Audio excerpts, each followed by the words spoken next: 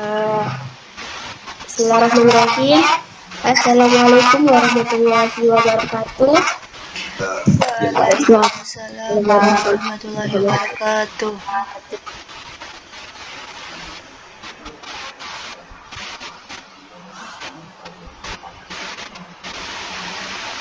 Baiklah, selamat malam anak-anak ibu sekalian. Malam, Bu. Bagaimana kabarnya hari ini? Apakah baik? Alhamdulillah, baik, Bu.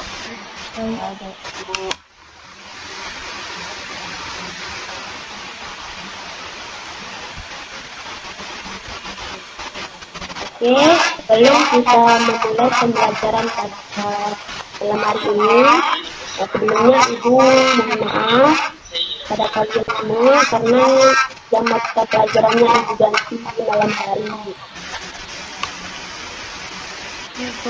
Baiklah, dan sebelum kita memulai pembelajaran pada pagi hari ini, lebih baik kita membaca doa terlebih dahulu. Al-Fatihah.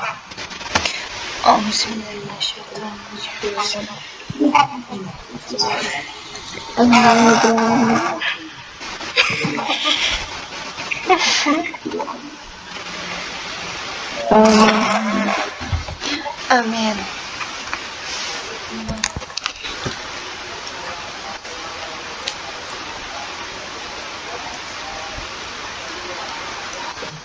Baiklah, terlebih dahulu Ibu akan absen kalian dulu ya. Apa ada yang sudah masuk? Hadir semua, Bu. Baiklah, masuk semua ya tidak kamu sudah masuk.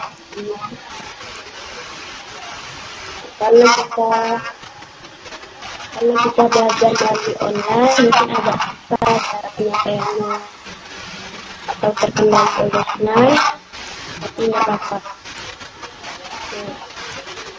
Hari ini kan kita telah membahas kita telah bahas materi tentang mengimani malaikat-malaikat Allah kan. Dan sekarang siapa yang tahu kita akan membahas materi tentang apa?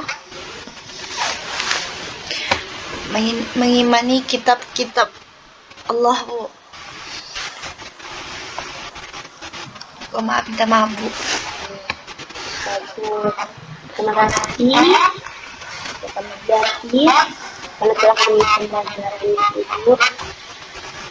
Baiklah, kita di sini akan membahas tentang materi mengimani kitab-kitab Allah. Nah, sebelumnya Ibu mau tahu rukun iman itu ada berapa? Rukun iman, Bu. Ada 5, Bu. Halo? Hari iman 6, Bu. Maaf, Bu.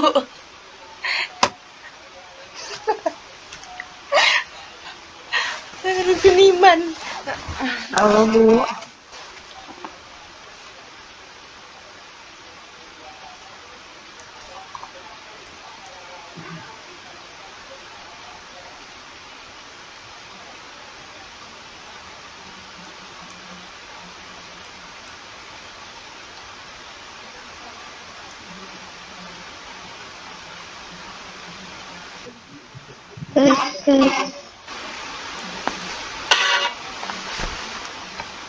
Mungkin sinyal Ibu menghilang.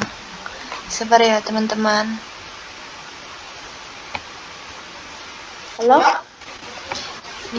Iya, Bu. Maaf tadi terkendala sinyal.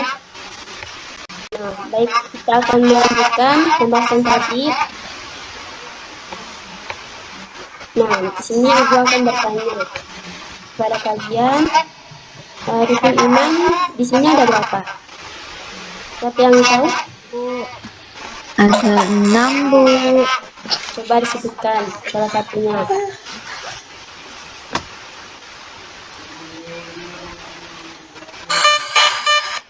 Iman kepada Allah. Baik. Siapa lagi? Jika ada yang tahu, silakan. Iman kepada malaikat-malaikat Allah. Baik. Nah, kan yang pertama di sini ada iman kepada Allah, yang kedua iman kepada malaikat-malaikat Allah, yang ketiga iman kepada kitab-kitab Allah, dan yang keempat di sini ada iman kepada Rasul Allah, yang kelima yaitu iman kepada hari akhir atau hari kiamat, dan yang keenam ini ada iman kepada qadar dan qadar Allah. Nah, di sini kita akan membahas tentang materi iman kepada kitab-kitab Allah. Nah, baiklah, Ibu akan menjelaskan lewat screen layar ya. Ibu. Siap, Bu.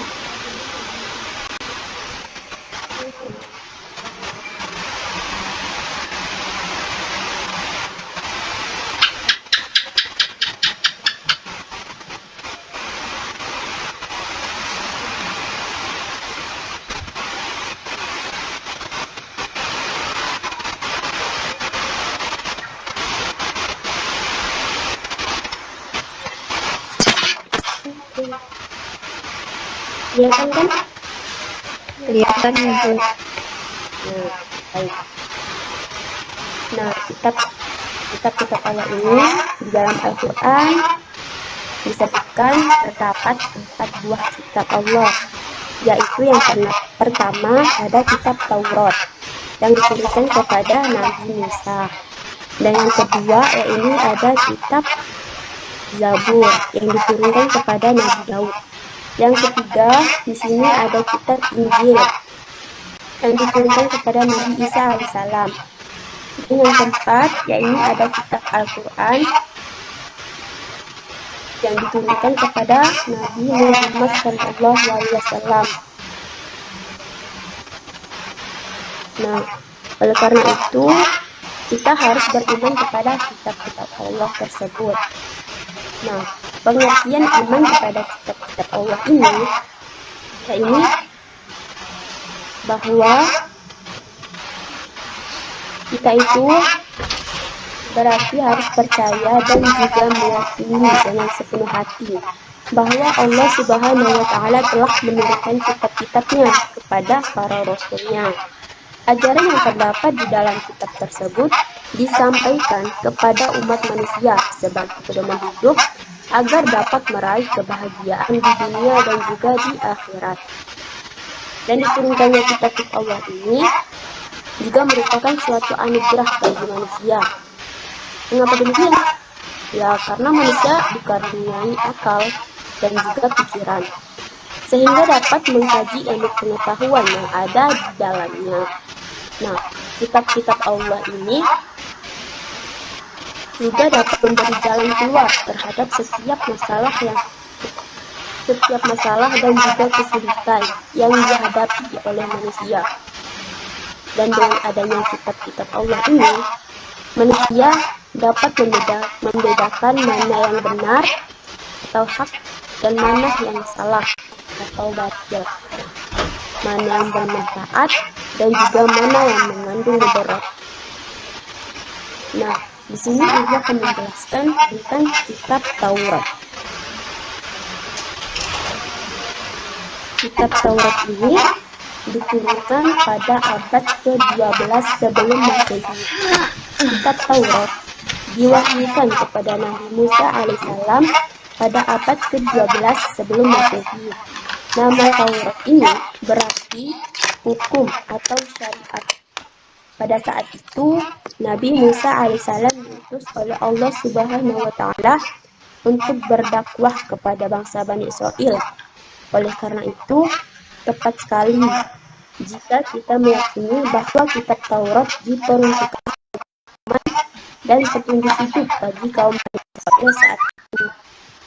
Dan adapun bahasa yang dipakai di dalam kitab Taurat ini yaitu adalah bahasa Ibrani. Yang kedua yaitu ada kitab Zabur. Kitab Zabur ini diturunkan pada abad ke-10 sebelum Masehi dan diturunkan Allah Subhanahu wa Ta'ala kepada Nabi Daud alaihissalam untuk bangsa Bani Israel atau umat Yahudi terdahulu. Kitab ini diturunkan di daerah Yerusalem dan kitab ini juga ditulis ke dalam bahasa Kipti. Yang ketiga di sini ada kitab Injil. Nah, kitab Injil ini diturunkan pada abad ke-1 Masehi, diturunkan kepada Nabi Isa alaihissalam pada permulaan abad 1 Masehi. Kitab Injil diwahyukan di daerah Yerusalem dan kitab ini ditulis pada awalnya dengan menggunakan bahasa Suryani. Kitab ini menjadi pedoman kaum Nabi Isa alaihissalam, yaitu kaum Nasrani. Dan yang keempat di sini ada kitab Al-Quran. Kitab Al-Quran ini diturunkan pada abad ke-7 Masehi, kurun waktu tahun 611 sampai 632 Hijriah. Nah, kitab Al-Quran ini merupakan kitab yang diturunkan Allah Subhanahu wa Ta'ala kepada Nabi dan Rasul yang terakhir, yaitu Nabi Muhammad SAW. Kitab suci Al-Quran diturunkan Allah sebagai penyempurna dan juga membenarkan kitab-kitab sebelumnya. Nah, di sini juga akan menjelaskan tentang kitab Allah sebagai pedoman manusia. Kitab-kitab yang diturunkan Allah Subhanahu wa Ta'ala kepada manusia melalui para utusannya dimaksudkan agar dijadikan petunjuk bahwa keberadaan manusia di muka bumi. Karena manusia diciptakan oleh Allah Subhanahu wa Ta'ala, maka hanya kepadanya manusia menyembah. Allah Subhanahu wa Ta'ala menciptakan manusia dengan penciptaan yang sempurna. Manusia diberi akal, hati nurani, dan juga nafsu. Hal ini dimaksudkan agar manusia bisa menjadi khalifah di muka bumi. Sebagaimana tujuan diciptakannya berkaitan dengan hal ini. Dan manusia diberi petunjuk dan juga pedoman bagaimana harus menjalani kehidupannya di dunia. Allah Subhanahu wa Ta'ala memberikan pedoman yang berisi hal-hal baik yang harus dilakukan dan juga meninggalkan hal-hal buruk atau tercela. Pedoman dan aturan ini tidak dimaksudkan untuk mengekang manusia, namun dimaksudkan agar kebahagiaan di dunia ini menjadi sempurna. Dan kesempurnaan kebahagiaan yang dimaksud adalah manusia dapat merasakan kebahagiaan hidup di dunia maupun di akhirat. Nah, hikmah kita mengimani kitab-kitab Allah ini, yaitu memupuk sikap toleransi yang tinggi, karena kitab-kitab Allah memberikan penjelasan tentang menanam sikap toleransi, selalu menghormati dan menghargai orang lain, bahkan pemeluk agama lain. Terus juga bisa mengetahui pedoman hidup yang harus dijalankan sebagai umat beragama dalam menjalankan syariatnya, serta mengetahui bagaimana berperilaku yang baik dan benar, baik sebagai makhluk individu maupun makhluk sosial dalam kehidupan sehari-hari. Nah, perbedaan kitab dan sunnah ini bagaimana? Nah, ini kitab dan sunnah ini persamaan dan juga perbedaan. Persamaannya adalah tujuannya sama-sama firman Allah Subhanahu wa Ta'ala yang diturunkan kepada para rasulnya. Nah, perbedaan antara kitab dan sunnah ini yaitu antara lain kalau kitab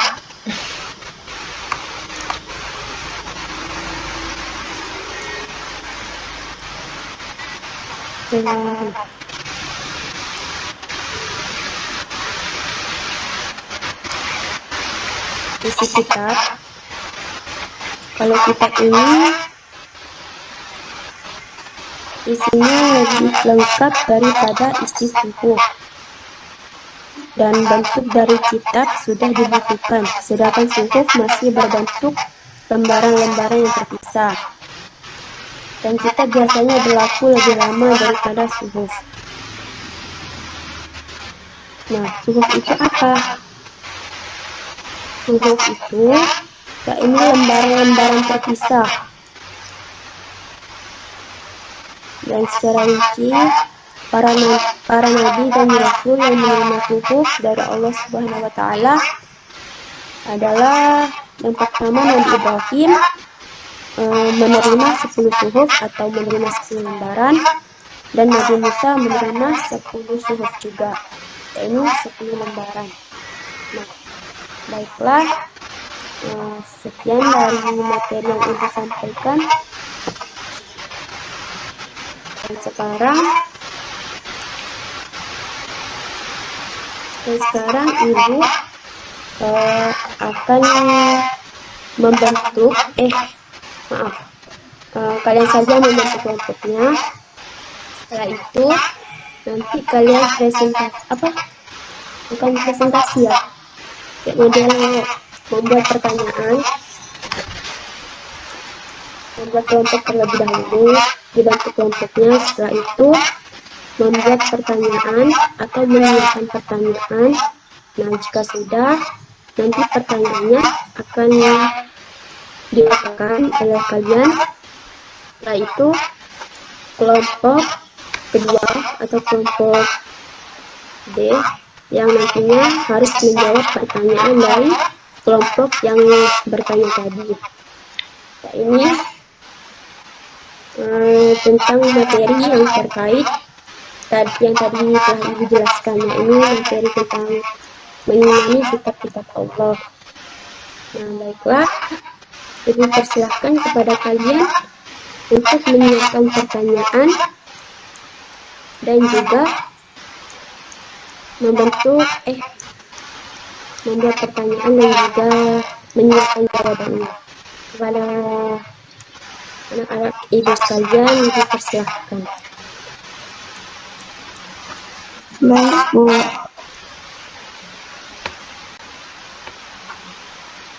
Ibu beri waktu 10 menit ya.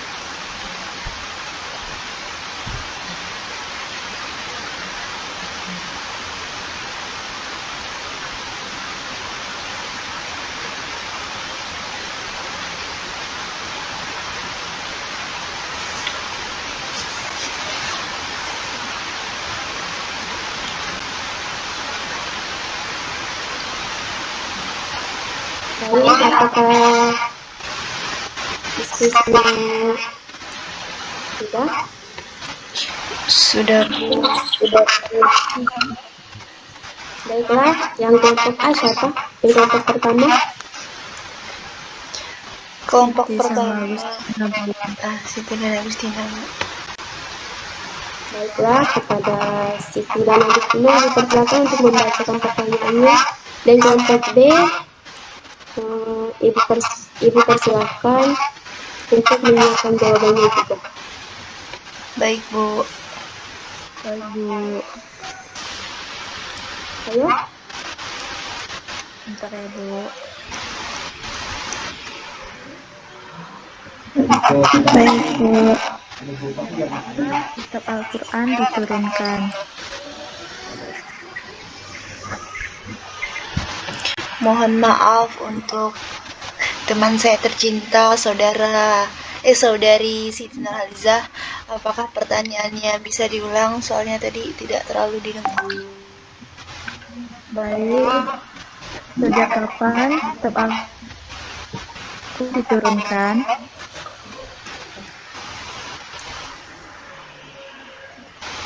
Baik. Mir. Boleh langsung dijawab ke Bu? Ya, silahkan. Oke. Untuk teman kelompok saya, Cici, apakah masih ada? Ada. Oke, nah baiklah. Di sini kami kelompok 2, saya sendiri dan saudari Cici. Izin menjawab ya, pertanyaan dari kelompok A. Iya, ya, silahkan. Yang bertanya mengenai sejak kapan kitab Al-Quran diturunkan. Jawabannya yaitu Al-Quran terdiri atas 30 juz, 114 surah yang turunkan sebelum Rasulullah SAW hijrah ke Madinah. Dinamakan surah Makkiyah, sedangkan surah yang diturunkan setelah hijrah ke Madinah disebut surah Madaniyah. Baik, mungkin hanya sekian jawaban yang bisa kelompok kami sampaikan. Kurang lebihnya mohon maaf. Wassalamualaikum warahmatullahi wabarakatuh. Waalaikumsalam warahmatullahi wabarakatuh. Baiklah, terima kasih kepada kelompok B telah menjawab. Ya, Sedikit menambahkan jawaban dari saudari Cici, Bu. ya, silahkan. Oke, tadi pertanyaan kelompok A, sejak kapan kitab Al-Quran diturunkan? Nah, kitab Al-Quran diturunkan pada abad ke-7 Masehi, kurun waktu itu sekitar tahun 611 sampai 632 Masehi. Nah, kitab Al-Quran merupakan kitab yang diturunkan Allah Subhanahu wa Ta'ala kepada Nabi dan Rasul yang terakhir, yaitu Nabi Muhammad SAW. Kitab suci Al-Quran diturunkan Allah Subhanahu wa Ta'ala sebagai penyempurna dan membenarkan kitab-kitab sebelumnya. Nah, mungkin cuman sedikit yang dapat saya sampaikan dari jawaban teman saya, kurang lebihnya saya mohon maaf. Sekian, terima kasih. Baik, terima kasih kepada kelompok B telah memberi jawabannya dengan jelas dan juga baik. Baiklah, sebelum itu Ibu akan memberi apresiasi kepada kelompok B.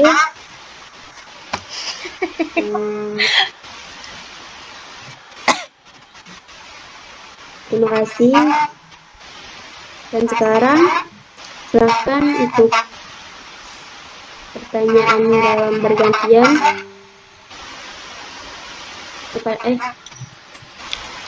Silahkan untuk kelompok B yang sekarang akan membuat pertanyaan dan juga akan dijawab oleh kelompok A. Oke, baiklah. Bismillahirrahmanirrahim. Di sini kami kelompok 2 sudah menyiapkan satu pertanyaan untuk kelompok A atau kelompok pertama, di mana pertanyaannya yaitu ada berapa surah di dalam kitab suci Al-Quran. Sekian, terima kasih. Iya, ngomong.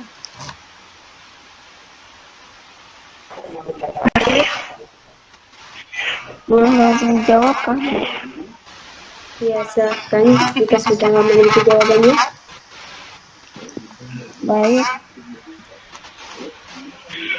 Saya perwakilan dari kelompok A ingin menjawab pertanyaan dari kelompok B, yang mana bertanya ada berapa surah di dalam kitab suci Al-Quran. Nah, Al-Quran ini terdiri atas 37, 114 surah, 6.236 ayat, dan 77.845 kata. Surat yang diturunkan sebelum Rasulullah SAW hijrah ke Madinah itu dinamakan surah Makkiyah, sedangkan surah yang diturunkan setelah hijrah ke Madinah disebut surah Madaniyah. Baiklah, sekian dari jawaban kelompok saya. Kurang lebihnya mohon maaf dan terima kasih. Sama-sama.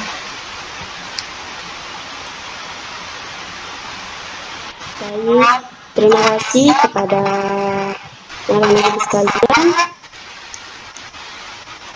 telah mengikuti pembelajaran pada malam hari ini dengan baik.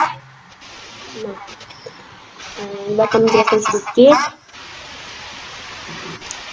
Nah, ini.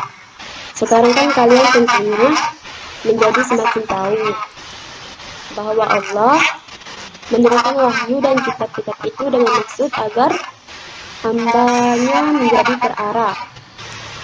Allah Subhanahu wa Ta'ala menghendaki agar manusia sungguh indah jika pemahaman dan juga keyakinan dapat tertanam dalam hati dan juga mempengaruhi cara hidup kita. Nah, beriman kepada kitab Allah juga dapat berpengaruh terhadap akhlak dan beriman kepada Allah juga dapat berpengaruh terhadap akhlak kita di dalam kehidupan sehari-hari. Nah, baiklah, mungkin Ibu hanya menjelaskan sedikit, tapi lebih menunjukkan saja. Nah, baiklah, ini tutup pembelajaran pada malam hari ini. Sebelumnya terima kasih kepada anak-anak ibu sekalian telah menyempatkan waktunya untuk hadir di sekolah malam hari ini.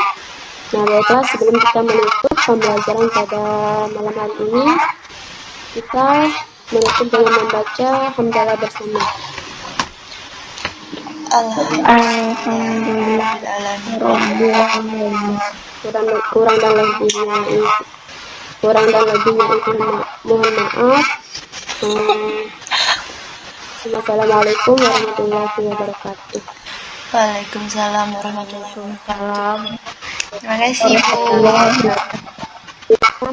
Bu. Ibu pulang dulu ya. Ya, Bu. Selamat malam.